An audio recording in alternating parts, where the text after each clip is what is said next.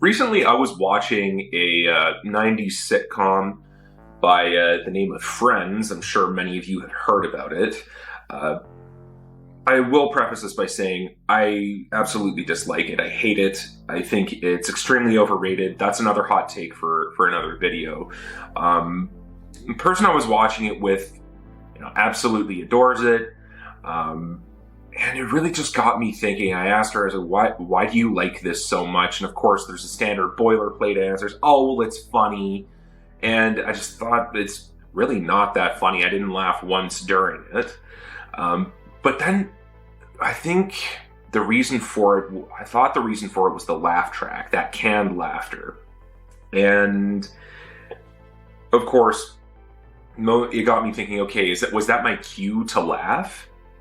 Because if so, I don't really like to be told when to laugh. But the more that I thought about it, the more I realized it's not meant to be the cue for the laugh at all. And I'm reminded by this article that I read by Slavoj Žižek called "Will You Laugh for Me, Please?", wherein he discusses this very concept of essentially like canned laughter is where he says, in his words, it marks the true return of the repressed, and essentially it allows us to laugh through the other person, right? So instead of, as he's explained it, okay, you sit down, you watch a stupid sitcom like Friends or Seinfeld or whatever else with something with the laugh track.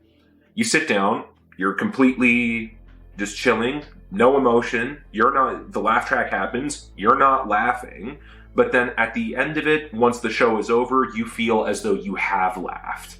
So essentially, you get this cathartic reaction without having to actually have done anything.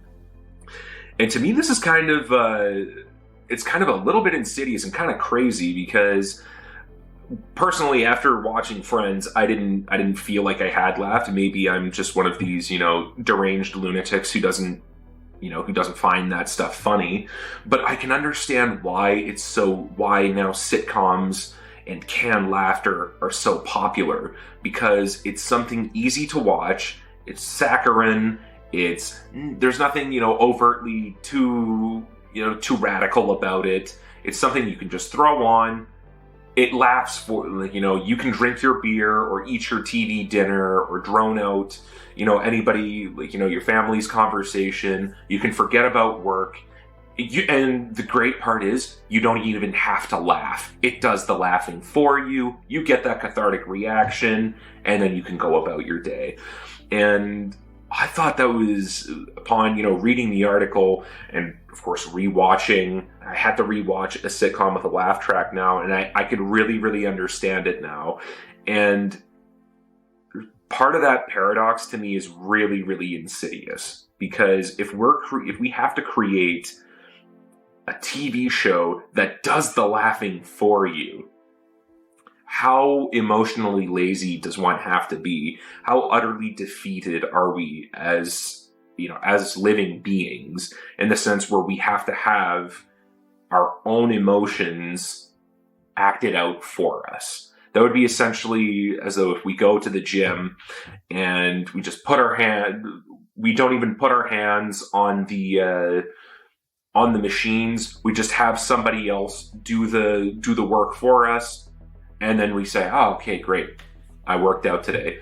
Also, and I just thought of this now, it also kind of reminds me of the whole thing of carbon offsets as well, where, by living, we pollute and we put greenhouse gas emissions and whatever, but then we pay this company to offset our carbon, which means to essentially do the good deeds.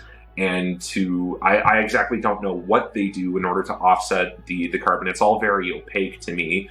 But it's the classic, give me money, I solve your problems, and that's that. So I think that laugh tracks, by doing that emotion with us, they act almost the same. They are sort of the carbon offset for our emotions, in the sense where we're truly so repressed that we can't even enjoy life to its fullest enough to even laugh. We have to have something else that was created by somebody else to laugh for us.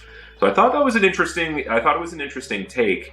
And it's something that now, I guess the reason why I don't watch sitcoms is because, I mean, I can laugh normally. I don't need to have something laugh for me.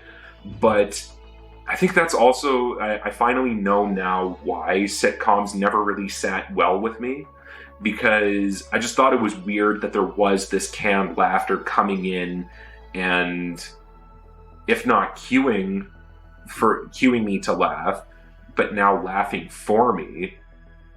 I don't know. There's something about abdicating your emotional responsibility, abdicating responsibility of any kind to somebody else, that just doesn't quite sit well with me.